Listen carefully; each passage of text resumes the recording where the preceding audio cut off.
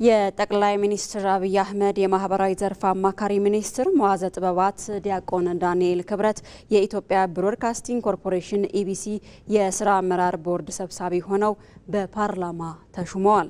የህዝብ ተወካዮች ምክር ቤት ዛሬ በሚያካሂደው መደበኛ ስብሰባ ለኮርፖሬሽኑ ቦርድ አባልነት የቀረቡ 9 እጩዎችን መርምሮም አጽድቋል።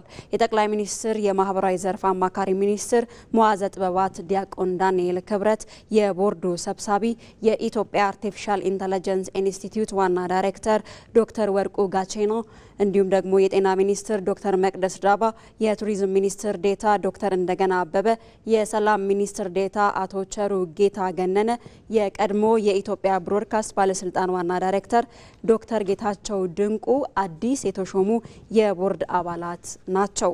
የውጭ ጉዳይ ኢንስቲትዩት ዋና ዳይሬክተር አቶ ጃፋር በድሩ፣ የአብን ፓርቲ አመራር አቶ የሱፍ ኢብራሂም እንዲሁም ከብልጽግና ፓርቲ ዶክተር አብዱል ዋሳ አብዱላሂ ደግሞ የቀድሞ የቦርዱ አባል ሲሆኑ በአባልነት እንዲቀጥሉም ተደርገዋል።